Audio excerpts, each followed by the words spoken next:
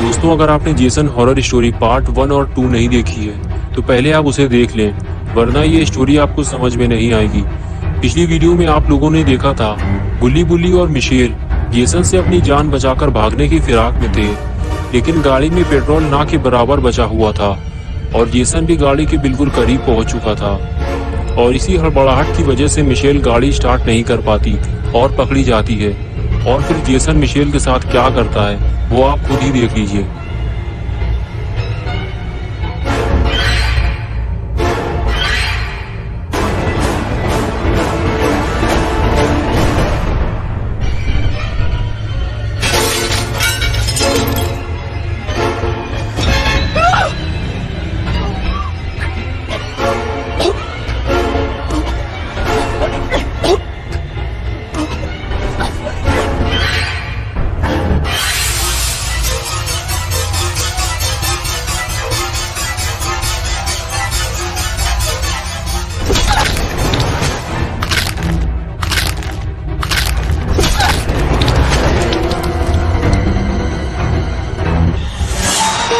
That's my boy. Hunt them down and make them pay.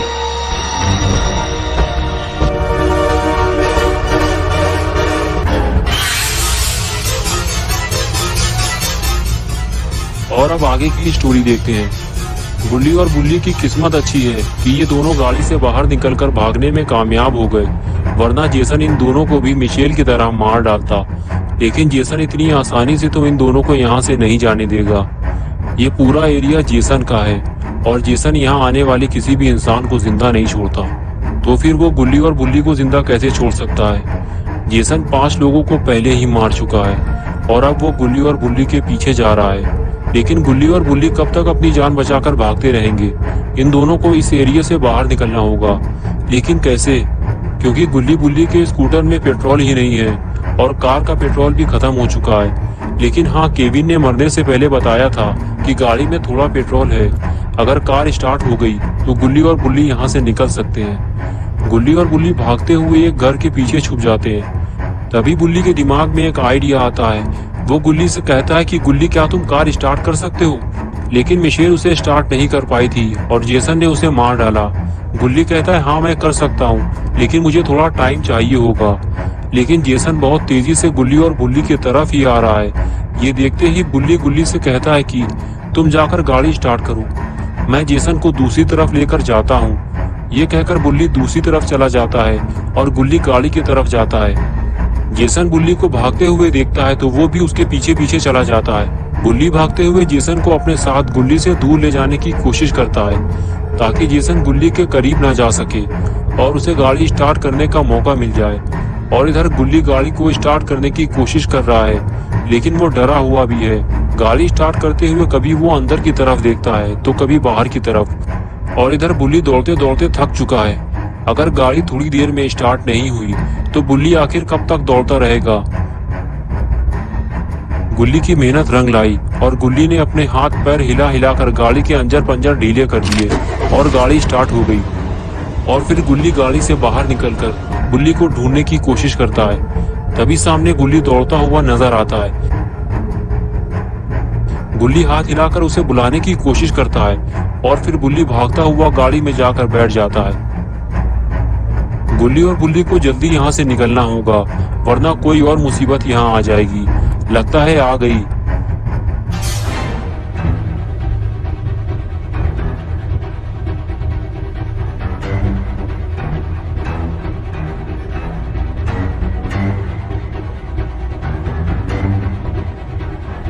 गुल्ली आगे नहीं जा सकता, इसलिए वो गाड़ी को बैक करता है। उसे जो भी रास्ता नजर आए उसे निकल लेना चाहिए ताकि वो जेसन से दूर जा सके। और गुल्ली ऐसा ही करता है और गाड़ी लेकर निकल जाता है। और जेसन उसे देखता रह जाता है, लेकिन ऐसा हो ही नहीं सकता कि जेसन उनके पीछे ना जाए। गुल्ली और बुल्ली थोड़ी ही दूर जा पाए थे कि गाड़ी का बचा हुआ तेल भी खत्म हो गया और कुछ दूर जाकर गाड़ी बंद हो गई।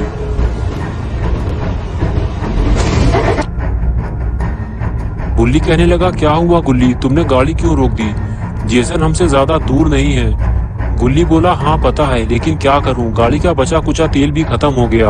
आज की रात हमें यहीं गुजारनी पड़ेगी। गुल्ली बोला, क्या आज की रात हम यहाँ गुजारेंगे? लेकिन हमें तो ये भी नहीं पता कि ये कौन सी जगह है। और फिर गुल्ली और बुल्ली दोनों गाड़ी से बाहर निकलकर उस जगह को देखते हैं। गुल्ली कहता है कि ये हम कहाँ आ गए? Welcome to camp Crystal Lake. ये कौन सी जगह है? चलो अंदर चलकर देखते हैं। और फिर दोनों क्रिस्टल लेक की तरफ बढ़ने लगते हैं। गुल्ली कहता है कि मुझे लगता है कि आसपास जरूर कोई झील होगी जिसका नाम होगा क्रिस्टल झील। बुल्ली बोला, हाँ मुझे भी ऐसा ही लगता है। और इस तरह दोनों बातें करते हुए आगे बढ़ते रहते हैं। और तभी अचानक उनकी नजर सामने खड़ी हुई कार पर पड़ती है, जो उनके ठीक सामने खड़ी हुई है और उस पर कोई लेटा भी हुआ है। ये देखकर गुल्ली और बुल्ली को सुकून मिला कि वो दोनों अकेले नहीं हैं, एक और इंसान उनके साथ है। और फिर दोनों उस इंसान की तरफ बढ़ते हैं, इस उम्मीद के साथ कि वो इन दोनों की मदद जरूर करेगा, क्योंकि उसके पास कार भी है। गुल्ली पास जाकर उसे उठाता है और जैसे ही वो उठता है, गुल्ली उससे कहता है कि क्या तुम हमारी मदद कर सकते हो? हमें तुम्हारी मदद की जरूरत है। हमारी कार का पेट्रोल खत्म हो गया है और वो खूनी जेसन हम दोनों को मारना चाहता है। बुल्ली बोला, तुम हमें घर तक छोड़ दो, वरना हमारे साथ साथ वो तुम्हें भी मार डालेगा। जल्दी करो, वो किसी भी वक्त यहाँ आ सकता है। वो आदमी कहने लगा कि तुम लोग क्या कह रहे हो, मुझे कुछ भी समझ में नहीं आ रहा। ये कार मेरी नहीं है, ये कार टोनी की है। वो रहा टोनी, वो जो काला पीला आदमी है ना, वही है टोनी। ये कहकर वो फिर से सो गया। गुल्ली और बुल्ली टोनी से मदद मांगने आगे चल दिए। अगर टोनी ने भी गुल्ली और बुल्ली को इनकार कर दिया तो फिर गुल्ली और बुल्ली घर नहीं जा पाएंगे।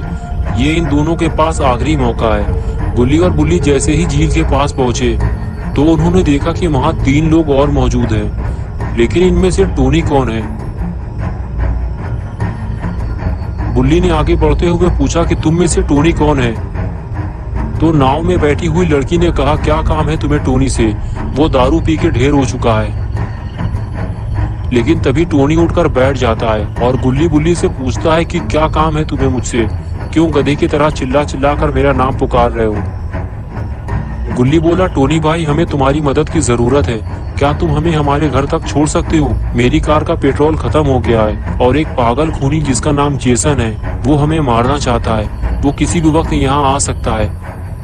टोनी बोला, कहीं तुम जेसन वुरहीस की बात तो नहीं कर रहे हो? लेकिन वो तो मर चुका है। गुल्ली बोला, वो जिंदा है, उसके चेहरे पे मास्क है और उसके हाथ में एक तलवार है और वो इधर ही आ रहा है।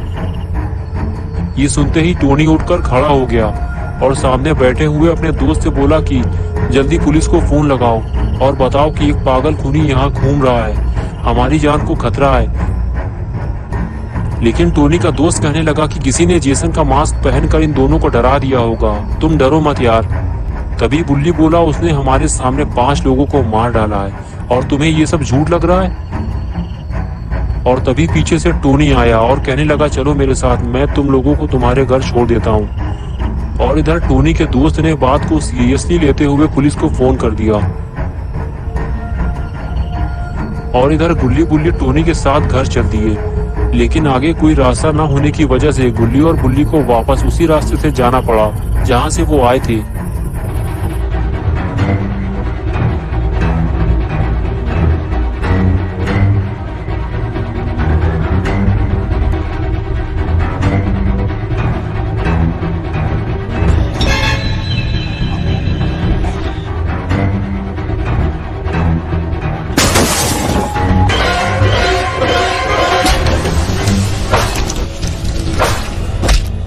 Make mommy proud, Jason. Don't let them escape. Jason ने टोनी को मार डाला। ये देखकर गुल्ली और बुल्ली गाड़ी से निकलकर बाहर भागे। जेसन इतनी जल्दी यहाँ पहुँच जाएगा, ये तो गुल्ली और बुल्ली ने सोचा ही नहीं था।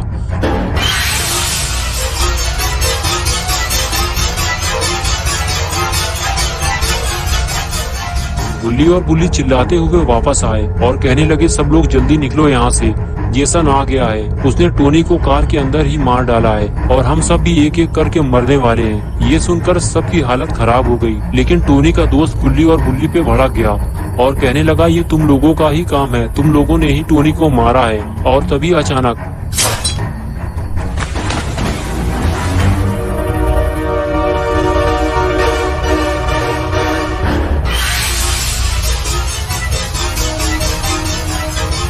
तभी वो लड़की कहती है उसे गोली मार दो।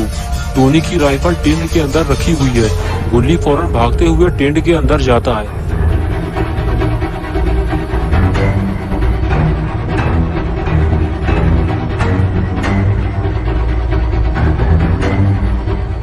लेकिन बुल्ली एक बेवकूफी कर देता है। वो दौड़कर जेसन को एक जोरदार किक मारता है, लेकिन जेसन पर उस किक का कोई असर नहीं होता।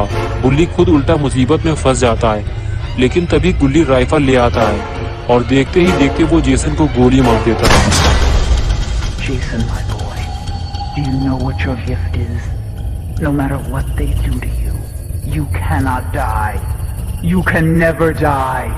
लेकिन जेसन मरता नहीं है। वो थोड़ी देर के लिए फ्रीज हो जाता है और तभी बुल्ली दौड़ता हुआ जाता है और जेसन का मास्क उतारने की कोशिश करता है और कुछ ही देर में वो जेसन का मास्क उतार लेता है।